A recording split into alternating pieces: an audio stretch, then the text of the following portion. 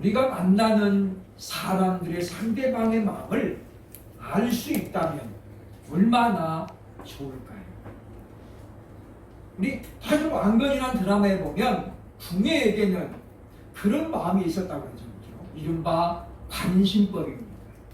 상대방의 눈을 보면 그 사람이 지금 어떤 마음을 가지고 있는지, 악한 마음을 가지고 있는지 선한 마음을 가지고 있는 읽어냈다는 거죠. 물론 거짓이라고 볼 수 있습니다만은 사람들은 그래서 상대방의 마음을 좀 더 잘 알고 싶어하는 그런 소원을 가지고 살아갑니다. 그러나 우리가 상대방의 마음을 읽어낸다는 것은 사실은 거의 불가능에 가깝습니다. 왜냐? 우리가 보여지는 그 모습이 꼭 내 마음을 투영하는 것이라고 보기는 어렵거든요. 웃어도 저 사람이 지금 어떤 마음으로 웃는지 잘 알 수 없는 것이 우리 사람의 속마음입니다.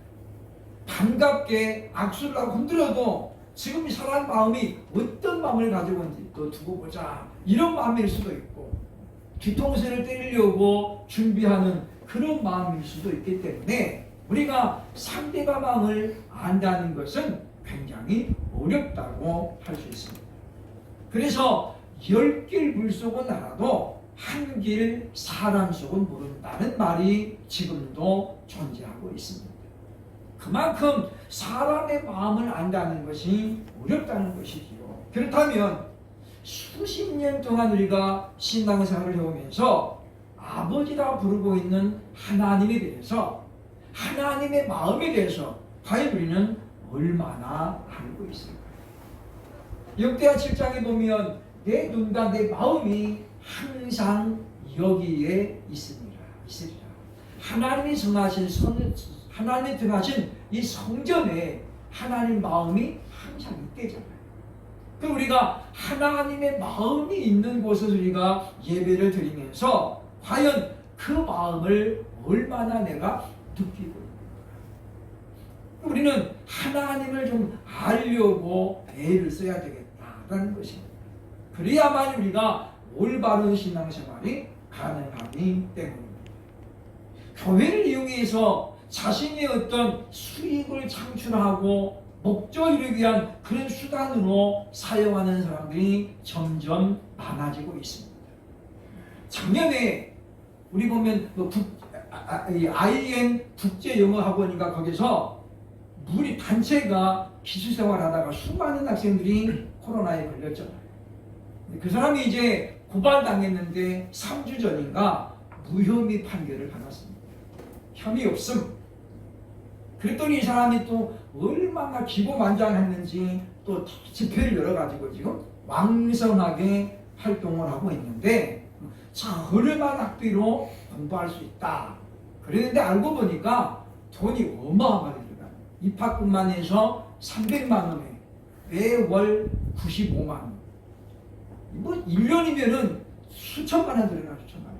방학 때는 캠프 갈 때마다 100만 원씩의 수료 또 강의를 또 받아야 되죠. 보면 이 대안학교이기 때문에 다시 검정고시를 봐야만이 대학을 갈 수 있습니다.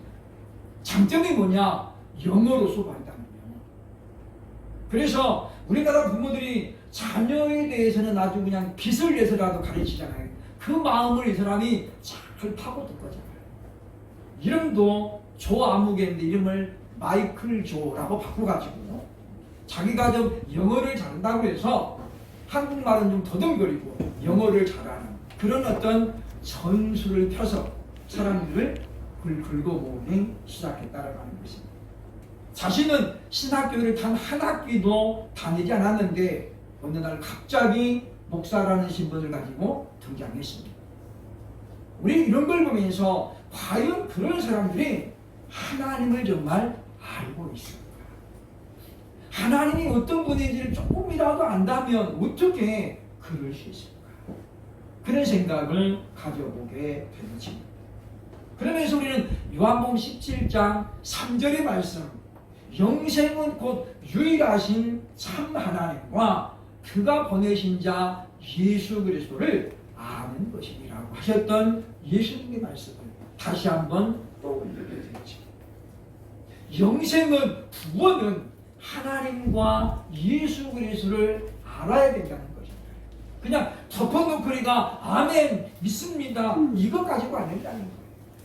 알고 믿어야 되고 믿음으로 알아야 되잖아요. 그렇죠?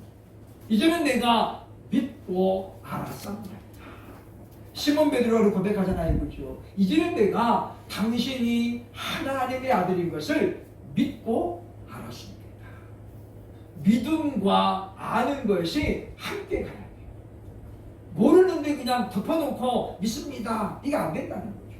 뭘 믿는데 이게 없어요. 그렇죠? 예전에는 예배 마치고 나면 이제 좀 큰 교회는 나갈 때마다 목사님 성도님 인사하잖아요. 그렇죠? 이제 또 신앙생활 오래 하신 분들은 목사님은 은혜 받았습니다. 그렇게 인사합니다. 그래 목사님들 기분이 좋아지고죠. 어느 날 한 목사님이 궁금한 거예요. 도대체가 그렇게 은혜 받았다고 그러는데 가만히 보면 전혀 아닌 것 같아요. 그래서 물어봤답니다. 목사님 오늘 너무 은혜 받았습니다. 물어봤대요. 그렇죠?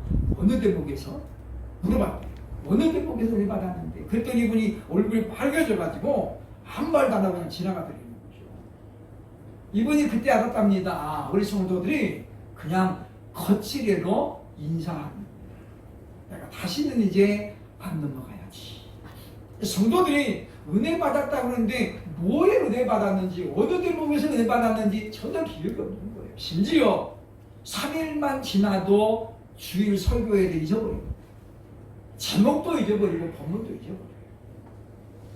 사실은 설교자들도 일주일 지나면 지난주 내가 뭐 설교했는지 제목도 모르고 본문도 잊어버리는 사람들이 또 많이 있습니다. 지금도 생각이 납니다만은 우리 신학교 1학년 때 우리 윤관이라는 교수님이 계셨는데 이분이 매주 첫 시간에 시험 보는 게 있습니다. 1번 지난주 주일 오전 예배 설교 제목을 쓰시고 2번 지난주 설교 본문을 쓰시고 딱 두 문제 보는 거예요.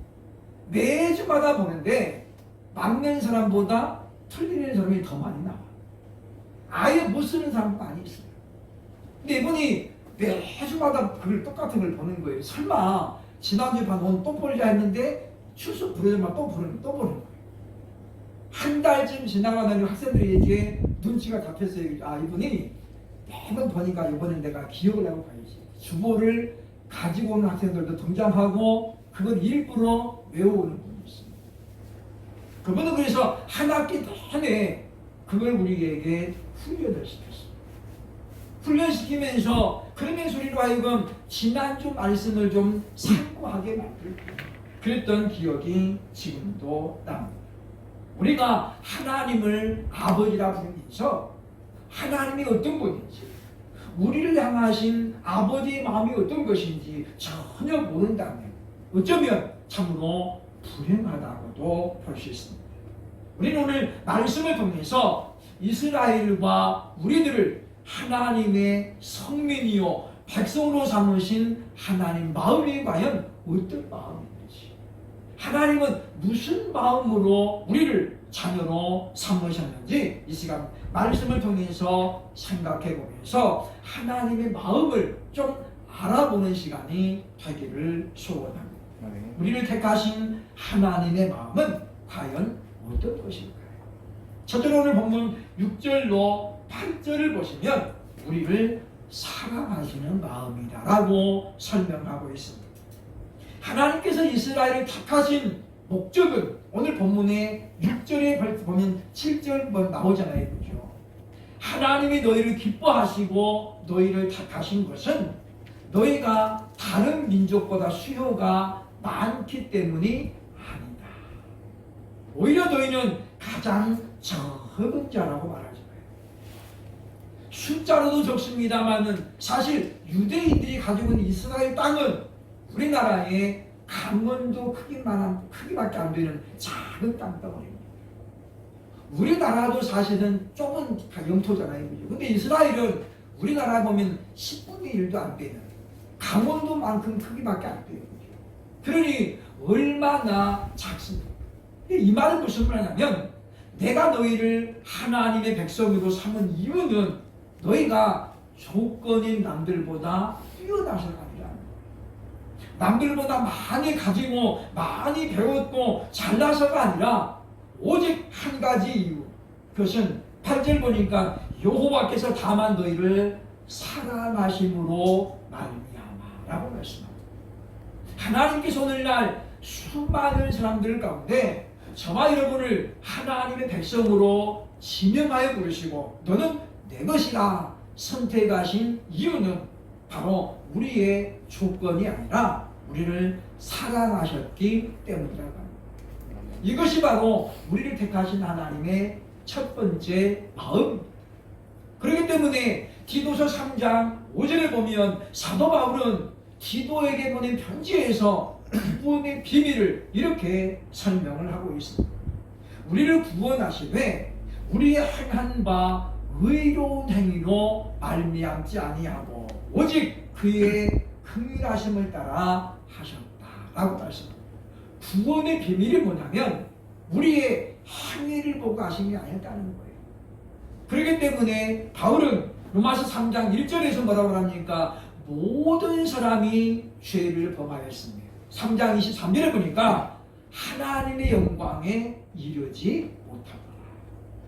무슨 이야기냐면 우리의 행위로는 하나님을 기쁘시게 할 수 있는 사람이 아무도 없었다는 거예요. 심지어 내가 너를 만나니 너는 내 마음에 합한 자라고 했던 다윗까지도 행위로는 하나님을 영화롭게 할 수 없었다는 거죠. 왜냐? 제가 요즘에 이제 사무엘하를 마치고 이제 열왕기상을 들어갑니다만은 사무엘하 열왕기상에 보면 다윗의 노년의 인간성이 너무나도 정당하게 드러나고 있습니다. 정의감 언제 잊어버렸는지 찾아볼 수가 없습니다. 노인네의 그 야망만 남아있잖아요. 왕자가 여러 명인데 후궁이 여러 명이잖아요. 그러면 일찌감치 세자 책봉을 해가지고 왕자의 난을 막아주는 것이 사실은 뭐요? 지혜로운 거예요. 그런데 다윗은 절대 안 그렇습니다. 내가 아직 지금 팔팔한데 어디 대자를 넘어와가지고 세자를 안 세우잖아요. 압살롬이 모반을 일으킵니다. 그리고 나서 잠잠하니까 나중에는 또 아도니아가 또 반란을 일으키잖아요. 압살롬이 죽고 압살롬에서 암논도 죽고 장자도 죽고 결국은 아도니아까지도 반란을 일으키면서 그때서야 비로소 다윗은 솔로몬을 후계자로 선포하게 된 거죠. 애시당초에 그가 약속했던 것처럼 좀 더 일찌감치 솔로몬을 왕위에 세웠더라면 왕자를 나는 막을 수 있었을 것이고 다윗 가문의 비극은 그렇게까지 일어나지 않았을 것이지만 어찌 보면 그 노욕이라는 것 때문에 그래서 내 자리 아무도 묻는 바 이렇게 이제 그런 어떤 맹신 때문에 이런 가족의 비극이 일어났다라고도 볼 수 있습니다. 더군다나 그는 중간에서 유언을 남깁니다. 솔로몬을 부르죠. 너는 누군 군대 장관 요압을 반드시 죽이라. 내가 압살롬 반란한테 도망갈 때 나를 저주했던 그 심의 베냐민 심의를 너는 반드시 죽여라. 내가 비록 그 애를 용서했다고 말했지만은 그러나 너는 그를 절대로 그냥 죽지 말게 하라. 유언을 남기잖아요. 그래서 솔로몬이 왕되자마자 뭡니까? 추첨을 시작합니다. 자기의 친척 아주 가까운 고모의 아들인 요압을 결국은 때려 죽이고 결국은 제사장 아비아달도 추방을 시키고 아도니아도 결국은 죽음으로 내몰고 그리고 심의도 결국은 처참하게 죽입니다. 어쩌면 아들에게 무거운 짐을 떠넘기잖아요. 왕이 되자마자 저기 공포정신이 시작하는 겁니다. 이런 모든 것들을 보면 사람은 누구든지 완벽할 수 없습니다. 그러니까 다윗마저도 행함으로는 하나님 앞에 절대로 의롭다고 볼 수 있는 것이 없다는 겁니다. 우리는 한 부분은 선하지만은 전체를 볼 때 어떻습니까? 이 땅에 의로운 사람은 아무도 없는 거예요. 그래서 로마서 3장 1절에 뭐라 합니까? 의인은 하나도 없다. 하나님이 내가 이 땅에 의로운 일을 볼라 하니까 아무도 없더라는 겁니다. 그러므로 사랑하는 여러분이요, 하나님이 저와 여러분을 하나님 자녀 삼으신 이유는 우리의 어떤 조건 때문이 아닌 걸 우리는 분명히 인식하고, 다만 하나님의 사랑하심을 위하여, 하나님 우리를 사랑하시는 그 마음 때문에 우리가 오늘날 하나님의 자녀가 된 것을 믿을 수 있기를 주의 이름으로 축원합니다. 그러니까 우리는 다만 그 하나님 마음에 우리가 감동할 뿐입니다. 왜 하나님이 나 같은 이와 같은 미모를 하나님 사랑하십니까? 이유는 한 가지입니다. 내가 너를 낳았느니라. 하나님이 우리를 하나님의 자녀로 낳았다는 거예요. 하나님께서 제6일째 하나님의 정성을 다해서 흙으로 사람을 빚습니다. 그리고 코에 산기를 불어넣으시니 산병이 된지라. 이유는 그밖에 없어요. 하나님 우리를 만들었기 때문에, 자신의 참작품이기 때문에 사랑하신다는 거죠. 그러므로 이 우리를 여전히 사랑하시는 그 하나님의 사랑의 마음을 늘 기억하고, 우리도 그 사랑의 마음으로 우리 주변을 돌아보고 우리 성도들을 위해 서로 기도할 수 있는, 내 문제처럼 생각하고 서로 기도할 수 있는 사랑의 공동체가 될 수 있기를 주의 이름으로 축원합니다. 둘째로 우리를 택하신 하나님의 마음은 과연 어떤 것일까요? 8절의 9절을 보면 약속을 지키는 신실한 마음이라고 우리에게 설명합니다. 9절 보면 하나님은 자신을 신실한 분이라고 소개하죠. 그런 적도 있는 알라, 오직 내 하나님은 여호와는 하나님이시요 신실하신 하나님이시라. 하나님이 신실하신, 이 말은 무슨 말이냐면 약속을 끝까지 지키라는 거예요. 하나님이 저와 여러분을 구원하신 이유는 뭐냐면 하나님의 약속 때문이라는 거예요. 이스라엘 백성들이 가나안에서 얼마나 불순종했습니까? 또 불신앙적인 행위로 하나님을 진노하게 했잖아요. 모세가 안 보이니까 그들은 불안했습니다. 그래서 아론을 압박해가지고 금송아지를 만들잖아요. 그래가지고 축제 같은 축제를 엽니다. 하나님께서 시내산에서 내려다보시니까 이 백성들이 10계명 반포한 지 며칠 더 지났는데 그들이 어떻게 해요? 하나님 말씀 다 어기고 금송아지 만들어 이게 우리 하나님이다 라고 합니다. 그래서 모세를 말합니다. 네 백성 부패하였느니라. 너는 빨리 내려가. 그래서 하나님이 모세를 시내산에서 40일 후에 바로 내려버리는 거예요.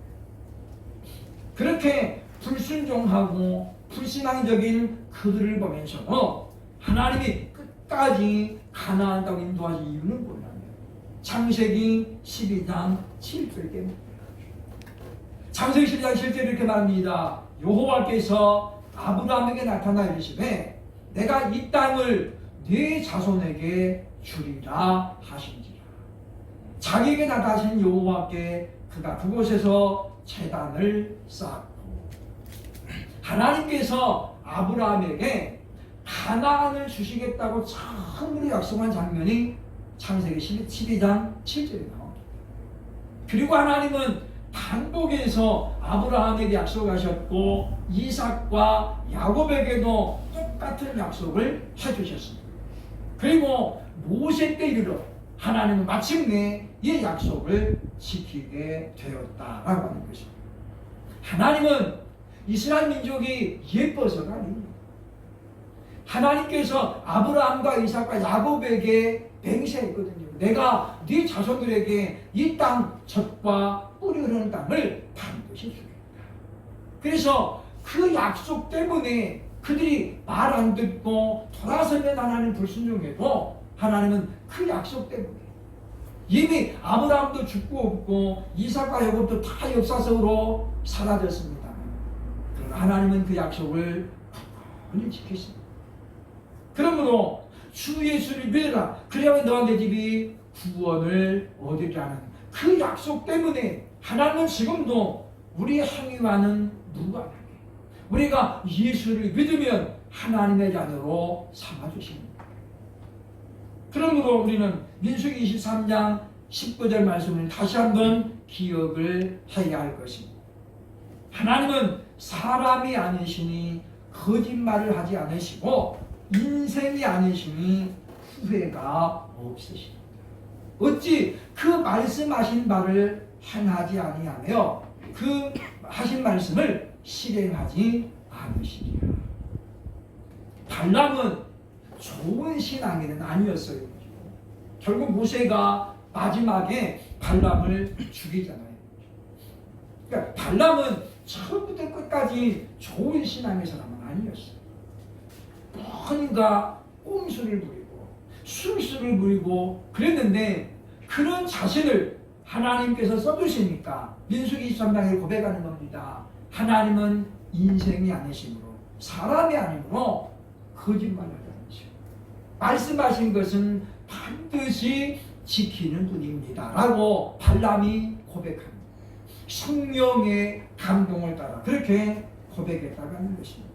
그러므로 이제 우리도 하나님과 맺은 약속뿐만이 아니라 사람과 사람과의 맺은 약속이라 보니까 철저하게 지키려고 애를 써야 됩니다. 왜냐? 그것이 바로 하나님을 닮아가는 하나님의 마음을 소유하고 있는 하나님 백성이 가져야 될 자세이기 때문입니다. 그러므로 우리도 지금도 여전히 신실한 가운데 약속을 이행하시는 그 하나님 마음을 잘 알고 우리도 이와 같이 신실함을 통해서 보여주는 복음을 전합니다.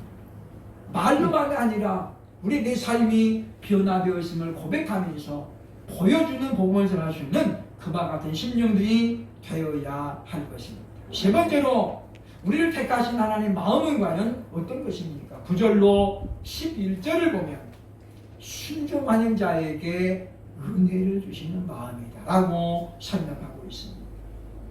하나님께서 우리에게 계명을 주신 이유는 무엇일까요? 왜 하나님은 하라, 하지 말라 이렇게 우리에게 제한하고 있을까요? 그것은 우리를 힘들게 하거나 우리를 올무에 빠지게 하려는 그런 의도는 전혀 아닙니다. 오히려 우리가 이 말씀대로 순종하면 얼마나 큰 복과 은혜를 주시는지를 알게 하시려고 하나님이 이 계명을 우리에게 주셨다는 겁니다. 도로교통법이 때로는 우리를 굉장히 귀찮게 하잖아요. 급한데 좀 빨리 가고 싶은데 이 중간중간에 카메라가 많이 있어가지고 빨리 못 가잖아요. 그럴 때는 좀 가볍게는 가고 싶은데도 그것도 찍히니까 또 못 가요. 어찌 보면 굉장히 우리를 힘들게 하는 것 같지만 그러나 그것은 가장 완전한 안전장치가 되는 것입니다. 우리가 법을 잘 지키다가 사고를 당하면 그 법이 우리를 결국 책임집니다. 보상을 받게 하고 그만큼의 적절한 대상 보험을 우리에게 받게 합니다. 반대로 내가 귀찮다고 그걸 어기게 되면 거기에 상응하는 대가를 치르게 되어 있다고 합니다. 그러므로 하나님 우리 주신 성경의 말씀, 하라는 말씀과 하지 말라는 이 계명은 어찌 보면 우리에게는 하나의 공식과도 같습니다.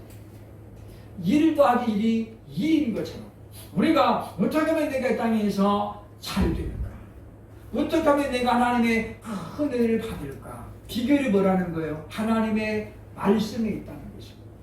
그러니까 말씀을 우리가 잘 지켜 행하면 반드시 하나님 우리에게 복을 주시기 때문이다.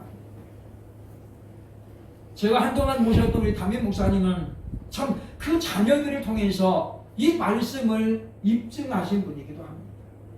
아들만 셋이었는데 할아버지 할머니가 1.4.5태 때 넘어왔잖아요. 북한에 꽤 넓은 농장이 있었는데 그 농장을 다 포기하고 내려왔습니다. 오로지 신앙의 자유를 찾아 내려왔던 거죠. 공산당 밑에서는 우리가 신앙을 좀 하기로 합니다. 그래서 다 놔두고 뭐 도자기라든가 국가품은 전부 과일 나오면서 다 숨겨놓고 왜냐? 38선이 그어질 줄은 꿈에도 몰랐기 때문이죠. 그런데 그분들은 내려오면서 철저하게 신앙으로 무당했습니다. 그리고 아들을 목사로 키웠잖아요. 할아버지 할머니가 열심히 기도하고 아버지 엄마가 기도하니까 이 아들 셋은 전부 잘 됐습니다.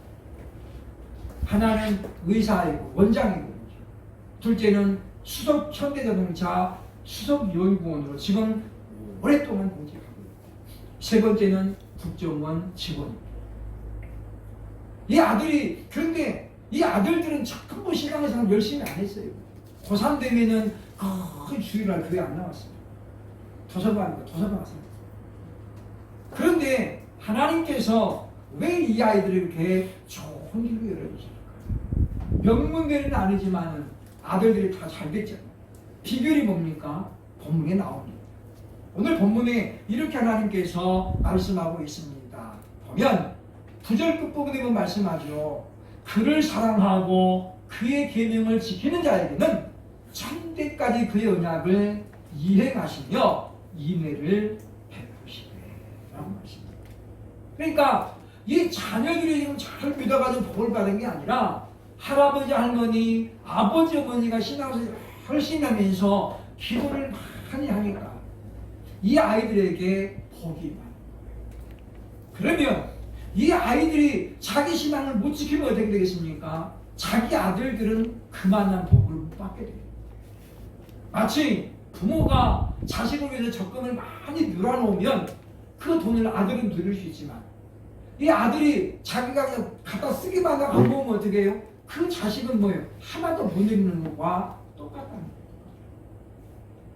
그러니까 하나님께서 우리에게 생명의 말씀 주신 이유는 뭐냐면 우리를 귀찮게 하려는 게 아니에요. 주일마다 교회 가야 되고 우리를 힘들게 하거나 귀찮게 하려는 것이 결코 아니라 하나님은 우리에게 이 같은 명을 주심으로 우리가 이것을 믿음으로 순종합니다. 하나님은 저와 여러분의 인생을 책임져 주시고 결단코 머리가 되게 하되 꼬리가 되지 않도록 남에게 후원질지언정 빌리는 자가 되지 않기를 원해서 그 마음으로 하나님 우리에게 생명의 법을 허락하셨다라고 하는 것입니다. 그러므로 자녀들이 잘 되기를 원한다면 방법은 하나입니다. 우리가 예수를 잘 믿으면 됩니다. 그리고 자녀들을 위해서 충분히 기도해야 되겠다라고 하는 것입니다. 그래서 우리 하나님은 오늘 본문의 결론적으로 11절 이렇게 이야기하고 있습니다. 그러는 너는 오늘 내가 네게 명하는 명령과 규례와 법도를 지켜 행하는지. 왜냐? 그렇게 하면 하나님이 우리에게 큰 복을 주시겠다라고 약속하고 있기 때문이라고 하는 것입니다. 어떤 사람은 다 쓰러져가는 기업을 손만 떼면 다시 일으키는 사람이 있고 어떤 사람은 잘 나가는 기업을 만져가지고 그냥 몇 달만 돼가지고 망해버리는 소위 말해서 말아먹는 그런 사람도 있습니다. 차이가 뭘까요? 자기 힘만 가지고는 안 된다는 거예요. 무언가 우리에게는 보이지 않는 손길이 필요하다는 것입니다.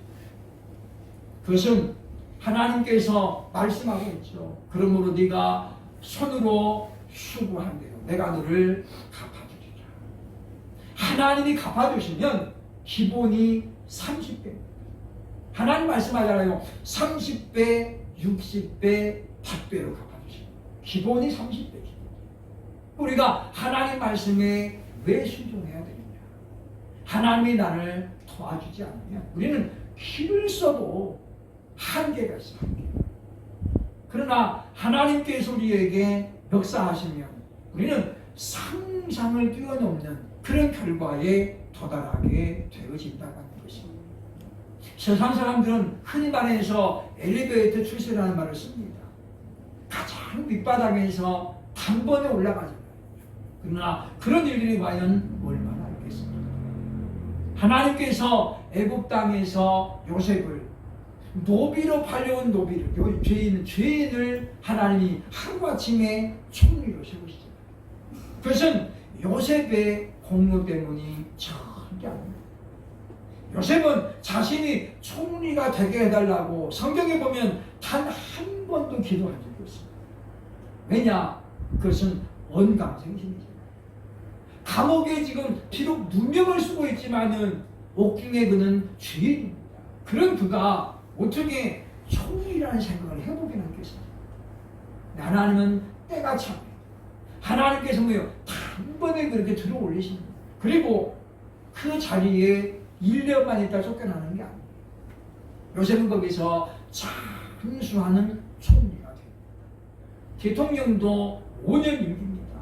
국무총리가 아무리 오래 있어도 5년 이상 할 수 없습니다.